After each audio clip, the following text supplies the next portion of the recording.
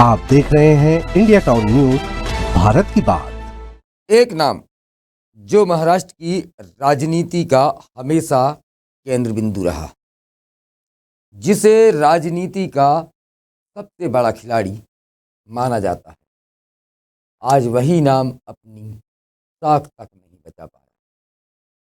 हाल ही में महाराष्ट्र में चुनाव प्रचार के आखिरी दौर के वक्त राष्ट्रवादी कांग्रेस पार्टी शरद पवार गुट के प्रमुख शरद पवार ने कहा था कि मुझसे पंगा लेना भारी पड़ सकता है।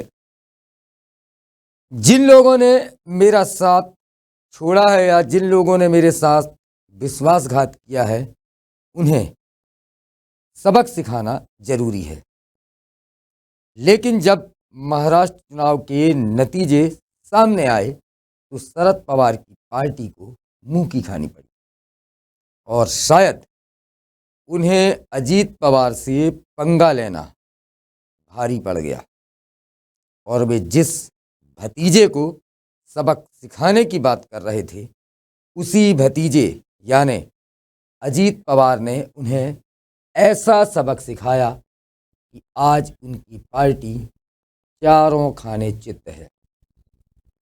शरद पवार की पार्टी बमुश्किल दहाई के आंकड़े तक पहुंच पाई है। वहीं अजीत पवार की पार्टी ने 40 से ज़्यादा सीटें जीतकर बता दिया कि वे ही राजनीति में अपने चाचा से कहीं ज़्यादा महारत रखते हैं। नमस्कार, मैं हूं मयंक तिवारी और आप मेरे साथ देख रहे हैं इंडिया टाउन न्यूज़ भारत की बात। शरद पवार की इस बुरी हार के बाद यह सवाल उठने लगे हैं कि क्या 84 साल के शरद पवार अब राजनीति से संन्यास लेंगे?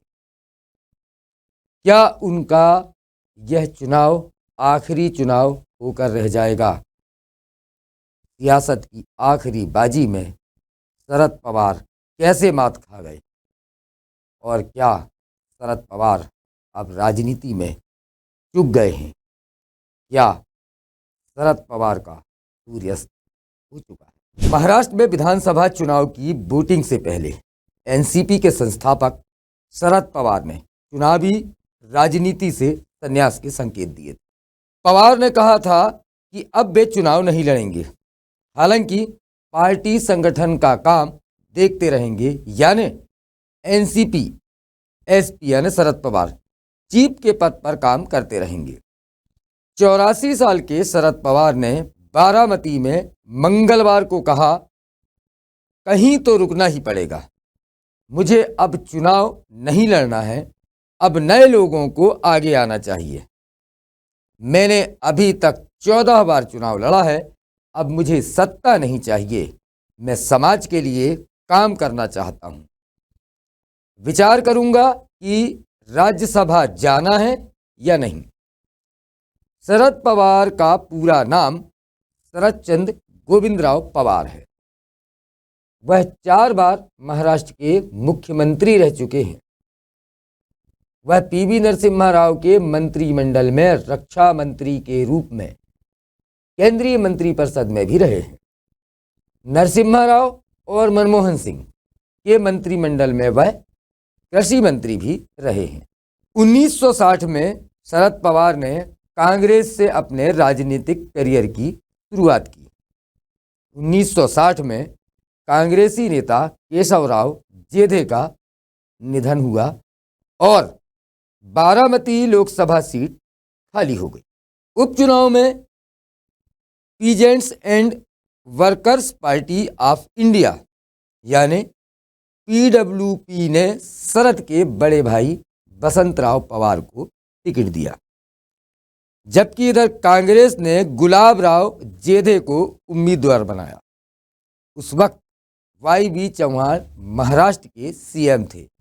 उन्होंने बारामती सीट को अपनी साख का मुद्दा बना लिया था। शरद पवार अपनी किताब अपनी शर्तों पर में लिखते हैं कि मेरा भाई कांग्रेस के खिलाफ उम्मीदवार था, हर कोई सोच रहा था कि मैं यानी शरद पवार क्या करूंगा। बड़ी मुश्किल स्थिति थी। भाई बसंतराव ने मेरी परेशानी समझ ली। उन्होंने मुझे बुलाया और कहा कि तुम कांग्रेस की विचारधारा के लिए समर्पित हो, मेरे खिलाफ प्रचार करने में संकोच मत करो।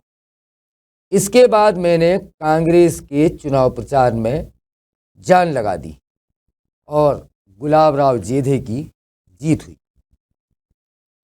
महज 27 साल की उम्र में शरद पवार 1967 में बारामती विधानसभा क्षेत्र के विधायक बने। पिछले 5 दशकों में शरद पवार 14 बार जीत चुके हैं। 10 जून 2023 को शरद पवार ने बेटी सुप्रिया सुले और प्रफुल्ल पटेल को पार्टी का नया कार्यकारी अध्यक्ष बना दिया। शरद के इस फैसले से अजीत पवार भतीजे नाराज हो गए। ठीक 2 महीने बाद 2 जुलाई 2023 को अजीत ने 8 विधायकों के साथ अपनी एनसीपी पार्टी से बगावत कर दी। शिंदे सरकार में डिप्टी सीएम बनने वाले अजीत पवार ने एनसीपी पर अपना दावा ठोक दिया। 29 साल पहले बनी एनसीपी पार्टी टूट के कगार पर पहुंच गई। अजीत पवार ने 40 से ज़्यादा विधायकों के समर्थन होने का दावा किया। चुनाव आयोग ने 6 फरवरी 2024 को कहा कि अजीत पवार गुट ही असली एनसीपी है। 6 महीने तक चली 10 सुनवाई के बाद पार्टी का नाम और चुनाव चिन्ह घड़ी अजीत गुट को दे दिया गया। इसके बाद आयोग ने शरद पवार के गुट के लिए एनसीपी शरद चंद्र पवार नाम दिया। इस पार्टी का चुनाव चिन्ह तुरही है। इस तरह एनसीपी पार्टी टूटकर 2 हिस्सों में बटी तो दोनों पार्टी की कमान पवार परिवार के ही हाथ में रही। महाराष्ट्र की सियासत में चाचा और भतीजे की जोड़ी में कुछ इस कदर दरार पैदा हुई कि अजीत पवार बीजेपी और शिवसेना शिंदे गुट की महायुति गठबंधन में शामिल हो गए। दूसरी ओर शरद पवार महाविकास अघाड़ी के साथ खड़े हैं, जिसमें कांग्रेस और उद्धव ठाकरे गुट की शिवसेना है। कहा जा रहा है कि चुनावी मैदान में चाचा और भतीजे दोनों एक दूसरे को कमतर दिखाने में लगे हुए थे। चाचा और भतीजे की सियासी जंग में भतीजे ने बाजी मार ली। शरद पवार बीजेपी की ध्रुवीकरण की राजनीति को तोड़ नहीं पाए या उसका तोड़ नहीं निकाल पाए। वह पीएम नरेंद्र मोदी और यूपी के सीएम योगी आदित्यनाथ की ध्रुवीकरण की राजनीति के जाल में उलझ कर रह गए। इस बार वह जनता के मन को समझने में नाकाम रहे, क्योंकि वह बेरोजगारी और महंगाई की ही बात करते रहे।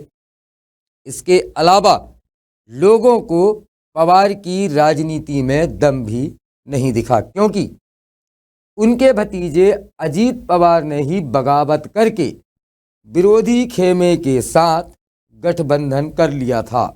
मध्य प्रदेश की बीजेपी सरकार की लाडली बहन योजना के बाद महाराष्ट्र की महायुति सरकार ने भी इस साल जून महीने में मुख्यमंत्री मेरी लाडली बहन नाम की योजना की शुरुआत की। इस योजना के तहत पात्र महिलाओं को हर महीने 1500 रुपये दिए जा रहे हैं। माना जा रहा है कि बीजेपी की प्रचंड जीत में इस फैक्टर का भी बड़ा योगदान था। इसमें शरद पवार के गुट के मुद्दे को चलने ही नहीं दिया। महाराष्ट्र चुनाव में महाविकास अघाड़ी गठबंधन में शामिल कांग्रेस, उद्धव ठाकरे की शिवसेना और शरद पवार की एनसीपी महंगाई और बेरोजगारी जैसे मुद्दों को लेकर राज्य सरकार को घेर रही थी। ऐसे में विपक्षी गठबंधन महाविकास अघाड़ी को उम्मीद थी कि उन्हें चुनाव में लोगों का साथ मिलेगा, लेकिन नतीजे इसके ठीक उलट रहे। महाराष्ट्र में सोयाबीन की एमएसपी की गारंटी का मुद्दा भी नहीं चला और ना ही महाविकास अघाड़ी का कोई दांव। साथ ही अगर देखा जाए तो यह हार शरद पवार के लिए इसीलिए भी बहुत चिंताजनक है क्योंकि राजनीति के अंतिम पड़ाव में ना तो उनके हाथ उनकी पार्टी रही और ना ही जनता का विश्वास। शरद पवार पर विपक्ष अब हमले करने से नहीं चूक रहा कि बेटी के मोह में उनके हाथ कुछ लगा नहीं। शरद पवार 10 जून 2023 को अगर बेटी सुप्रिया सुले और प्रफुल्ल पटेल को पार्टी का नया कार्यकारी अध्यक्ष बनाने की गलती नहीं करते और भतीजे पर उन्होंने भरोसा जताया होता तो शायद आज तस्वीर कुछ और होती। साथ ही एनसीपी जरूर किंग मेकर की भूमिका में नजर आ रही होती, लेकिन शरद पवार के उस फैसले के चलते अब महाराष्ट्र के चुनाव के नतीजे के बाद उनकी पार्टी को महज 10 सीटों पर ही जीत मिल रही, जबकि माना जा रहा है कि यह चुनाव शरद पवार के लिए आखिरी चुनाव होगा। फिलहाल हमारी खास पेशकश में इतना ही। मुझे दीजिए इजाज़त और आप बने रहें इंडिया टाउन न्यूज़ भारत की बात के साथ। नमस्कार। आप देख रहे हैं इंडिया टाउन न्यूज भारत की बात।